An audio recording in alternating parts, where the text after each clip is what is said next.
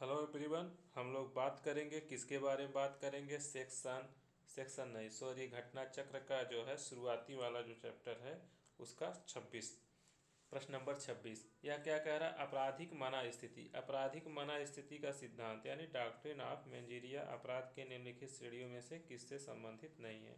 यानी किसमें मेंजिरिया की आवश्यकता नहीं है। धोखाधड़ी, चीटिंग वूटिंग जो आप करते हो उसमें जो है दुराशय होता है। शारीरिक चोट जब आप करते हो, अगर दुराशय करते हो तब आप दायित्व के अधीन होते हैं। राज्य के विरुद्ध भी कुछ अपराध ऐसे हैं जिसमें आपकी देखा जाता है आपकी मनोदशा मनोवृत्ति क्या थी। लेकिन सख्त देयता, स्ट्रिक्ट लाइबिलिटी, कठोर दायित्व में मेंजिरिया नहीं देखा जाता। कठोर दायित्व में आप पूर्ण रूप से दायित्व के अधीन हो जाते हो। ठीक है, तो हो गया क्वेश्चन नंबर 26। हम लोग वही देखेंगे जहाँ पर फंसने की संभावना है या फिर बहुत ज़्यादा इम्पॉर्टेंट है, वही सब प्रश्न देखेंगे। ठीक है, तो अगले प्रश्न पर हम आते हैं। तो फाउलर वर्सेस पैजेट का जो केस था, इसमें कहा गया था अपराध के दो अति महत्वपूर्ण तत्व हैं। कौन से तत्व हैं? आशय और कार। तो इस बात को इसमें बताया गया। अब आते हैं 28, काफ़ी इंपॉर्टेंट है। 28 में हम समझते हैं, जैसे हम पिछले वीडियो में चाय की बात किए थे कि चाय के लिए क्या क्या चीज़ें क्या हैं आवश्यक हैं। तो वहाँ पर आवश्यक हम बताए थे कि भाई आग चाहिए, ठीक है, उसके अलावा बर्तन चाहिए, चाय पत्ती चाहिए। बिना इनके तीन चीज़ आवश्यक एलिमेंट है, चाय नहीं बन सकता। अब प्रश्न उठता बनाएंगे कैसे, यानी क्या सिचुएशन है, क्या क्या चरण है या अवस्थाएं क्या हैं।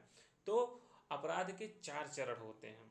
ठीक है, पहला नंबर क्या होगा? हमारे मन में आशय आएगा। क्या आएगा? अगले के प्रति दुराशय आएगा, गलत आशय आएगा, गलत भाव आएगा। जब गलत भाव आएगा तो हम क्या करेंगे? तैयारी करेंगे। जब तैयारी करेंगे, तैयारी करने के बाद प्रयत्न करेंगे, प्रयत्न के बाद परिणाम आएगा। जैसे मान लीजिए हमारा जो पड़ोसी है उसके प्रति हमारे मन में क्या है?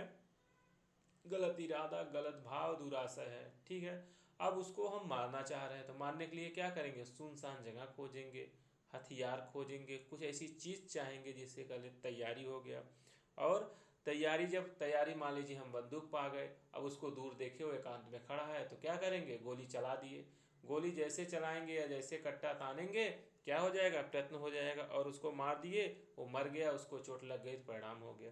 तो यही सिचुएशन होता है कि अवस्थाएं होती हैं। कोई भी अपराध करने के लिए आपको इन अवस्थाओं से गुजर कर ही अपराध हो सकता है। जैसे आपको मन में आशय आएगा चोरी करने का, तो आप क्या करोगे? अगर आप चोरी करने चाह रहे हैं, जब इससे पहले पहला नंबर मन में इरादा आएगा, दिमाग में इरादा आएगा तो आशय आएगा।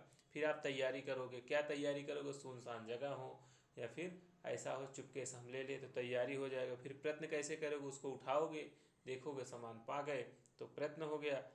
ठीक है, गए उसमें सामान नहीं था, आप लौट आए तो प्रयत्न हुआ। और फिर क्या हुए? अगर सामान पा गए, लेके चले आए तो परिणाम निकल गया। ठीक है, तो मोटी मोटा यह 28 हो गया। अब आते हैं अगले क्वेश्चन पर जो देखने लायक है, जो लग रहा है काफ़ी इम्पॉर्टेंट है। अब 31 देखिए कह रहा है।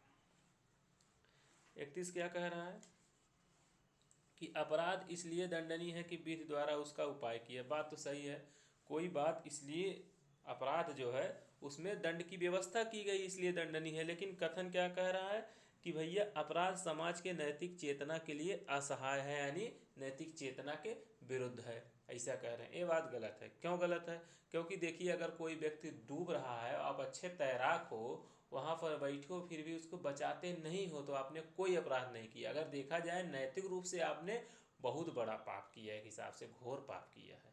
ठीक है, तो नैतिक रूप से आपने किया है, लेकिन क्या है, आप जो है इसके लिए दायित्व के अधीन नहीं होंगे। ठीक है, तो यानी कुछ बातें ऐसी हो सकती हैं जो नैतिक रूप से बहुत गलत हो लेकिन अपराध हो, ये जरूरी नहीं है। ठीक है, अब अगले क्वेश्चन पर आते हैं जो टफ है, थोड़ा सा समझने लायक है। ठीक, अब आते हैं अगला क्वेश्चन क्या है कि कह रहा है, देखिए ये 33 नंबर, 33 के बाद फिर आ जाइए 34 नंबर। 34 जो है काफ़ी इंटरेस्टिंग है और पढ़ने लायक है। कभी कभी अपराध तब भी गठित होता है भले ही आपराधिक मना स्थिति के साथ कार्य न किया गया हो, ऐसे मामले होते हैं। देखिए अपराध के लिए क्या क्या जरूरी है? अपराध के लिए मानव होना चाहिए, मानव के मन में दुराशय होना चाहिए। दुराशय के बाद क्या होना चाहिए? वह व्यक्ति क्या करे? कोई न कोई कृत्य करे और परिणाम निकले। लेकिन हो सकता है अगर आदमी के मन में दुराशय न हो फिर भी उसके लिए उसको दायित्व के अधीन ठहराया जाए तो उसे कठोर दायित्व कहते हैं। जैसे आप शादी कर लिए, दूसरी शादी कर लिए, आपका बहुत अच्छा भाव हो, जैसे क्या बहुत अच्छा भाव हो कि भाई हमको लड़के नहीं हो रहे हैं, बच्चे नहीं हो रहे हैं, हमारी वंश कैसे चलेगा। मान लीजिए पहली पत्नी से लड़के नहीं हो रहे, दूसरी शादी फिर भी आप नहीं कर सकते हो हिंदू होते हुए, भले आपका भाव बहुत अच्छा हो, ठीक है। या फिर आप ऐसी परिस्थितियों में हो, कोई गन पॉइंट पे, बंदूक पॉइंट पे, या किसी भी तरीके से आपसे शादी करने के लिए विवश कर रहा है, फिर लड़की कह रही कि आप हमसे शादी नहीं करोगे तो हम जान दे देंगे, तो ऐसी सब बातें हैं, फिर भी आप दूसरी शादी नहीं कर सकते हो, ठीक है। यहाँ पर क्या है, आपका इरादा चाहे अच्छा हो चाहे गड़बड़ हो, इससे नहीं मैटर करता, यह कठोर दायित्व है। यानी इस अपराध में, द्विविवाह में क्या होता है कि आप चाहे जिस इरादा, जिस मनोभाव, जिस मनोवेग से किए हो, डजंट मैटर, ठीक है। इसमें दुराशय की आवश्यकता नहीं होती, इस पर आपको लाइबल ठहराया जाएगा कठोरता से, इसको कठोर दायित्व कहते हैं। लोक उत्ताप होता है जो है वहाँ पर कठोरता से, या न्यायालय की आपने अवमानना कर दी, आपका इरादा हो या ना हो, दुराशय हो या ना हो, वहाँ भी आप कठोर दायित्व लागू होता है, ठीक है। तो 34 नंबर क्वेश्चन हो गया। अब आगे बढ़ते हैं। देखिए 35 भी काफ़ी इंपॉर्टेंट है और काफ़ी इंटरेस्टिंग है। 35 का क्या रहा है, निम्नलिखित में से किस अपराध में दुराशय एक आवश्यक तत्व नहीं है। किसमें जो है दुराशय की आवश्यकता नहीं है। तो देखिए हमला करोगे इसमें भी, मानहानि में भी होगा। न्यायालय की मानहानि करोगे तो वहाँ बात दूसरी होती है, लेकिन ऐसे समानता मानहानि अगर इरादा से करोगे तभी होगा, और इष्ट भी होगा। लेकिन द्विविवाह ऐसा है, आप जो है चाहे दुराशय से की हो चाहे बिना आशय से की हो, यहाँ पर कठोर दायित्व लागू होता है। दुराशय एक आवश्यक तत्व यहाँ पर नहीं है। आप चाहे गलत इरादा, गलत भाव से किए हो चाहे अच्छे भाव से किए हो, डजंट मैटर, आप यहाँ पर जाओगे। देखिए यहाँ पर कह रहा है दुराशय या आपराधिक मना स्थिति प्रत्येक अपराध की आवश्यक तत्व है, परंतु निम्नलिखित अपराध में समान नियम अपवाद है। यानी यहाँ पर मना स्थिति लागू नहीं होगी, चाहे द्विविवाह हो, लोक उत्ताप हो यानी पब्लिक उत्ताप, सार्वजनिक स्थान पर आप शोरगुल कर रहे हैं और कुछ कर रहे हैं, ठीक है, लोक शांति भंग कर रहे हैं, आप अभिलेख जो है इससे संबंधित है, या न्यायालय की अवमानना, ये सब कठोर दायित्व से संबंधित है, ठीक। एक प्रश्न है कि निम्नलिखित किस मामले में दुराशय का सिद्धांत मान्य नहीं है। चोरी, लोककंटक, हत्या और ठग। तो लोककंटक, ठीक है, यानी लोक उत्ताप में, ठीक, वही लोककंटक माने हम बताना चाह रहे थे, लोककंटक माने लोक उत्ताप, ठीक। अब आते हैं, अब इसके आगे का जो प्रश्न है बहुत ही आसान है, बड़ा ही इंटरेस्टिंग है। कह रहा है भैया निम्नलिखित वाद में से कौन सा वाद मना स्थिति यानी मेंजिरिया के सिद्धांत को पुनर्जीवित किया।